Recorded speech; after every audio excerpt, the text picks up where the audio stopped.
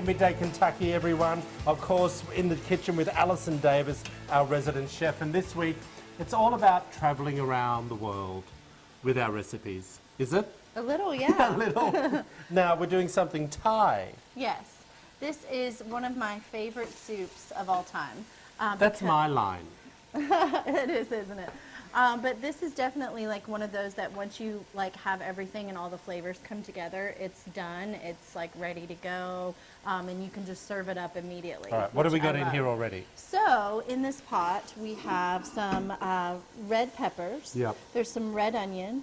There's some mushrooms and garlic, and you really want to let these sweat because mushrooms have water built up in them, and you really need to sweat them for a good bit of time. Really? In order to, get that nice texture that for when you want in a soup. Is that when you cook them anytime you should let them sweat? Yes. Because I put them in my omelettes, so I should cook it first. I usually will cook the vegetables first and then add the eggs in for my omelets versus the other way around. Okay. Yeah, so the texture will be taste better. completely different. Yeah, when you Because they're a little bit them. dry.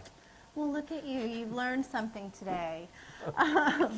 So we let that just kind of work its magic out. And then we're going to start adding in some aromatics and the flavors of Thai. Okay. One of which, and we talked about umami before, is Do you know I was trying to think of that word? Is fish sauce. And so the fish sauce you add gives it a salty, gives it this savory, gives it this kind of overall rounded flavor. For people who don't know what fish sauce is, how is fish sauce made? Well, is it you made really with fish? don't want to know how it's made. Don't tell me that. But it is definitely a flavor that you want in your soups. How about that? Now you've... I thought I was asking you a really nice question. Yeah, no, not one of those things that you want to know about, but definitely one of those things that make Thai food what... I had no idea. It gives Thai food the flavor that it has.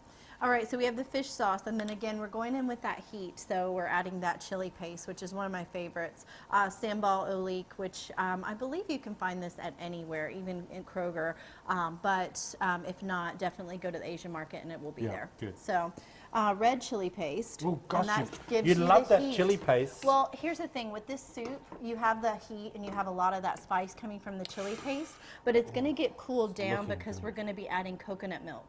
So the coconut milk's going to cool it down and it's going to balance that flavor. Tell me you're not using low-calorie coconut. Never. Good.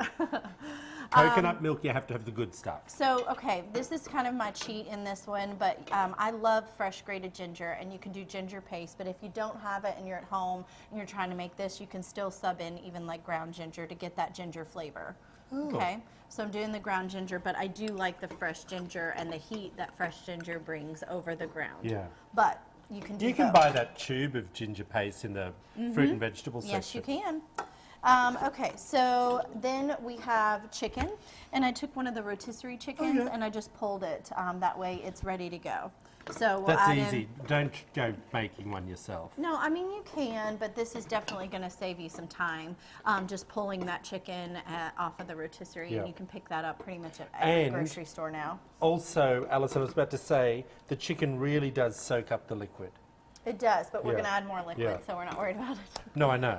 So I'm adding chicken broth, and so this is going to kind kind of... Do you use the sodium-free chicken broth or the low salt one? Honestly, what I picked up was just the free range. That's the thing that I look for. It was more the free range chicken. That looks good. Chicken broth. And then free range chicken broth. Simply truth. And then coconut cream. So that's gonna. I just worry when you like that chef on Sesame Street. I don't even know that. I love the impersonations that I hear of that. All right, so now we have the coconut cream, the chicken broth, all that working together. We'll garnish this with some fresh cilantro, some fresh green onion. Did you put lemon in there? Salt and pepper, and then lime juce. Oh, that's lime. Lime juice is a key flavor in this soup. But you know what's even nicer? What? When you Sure, he'll tell me. I love having fresh lime wedges in it. I usually will serve a little fresh lime wedge on top. Love it. Hey, if you want to find out more information about my addition to the recipe, head over to wtvq.com/Midday Kentucky. It's such a yummy dish. It's one of my faves as well. even though you said it first. Back after this short break, everyone.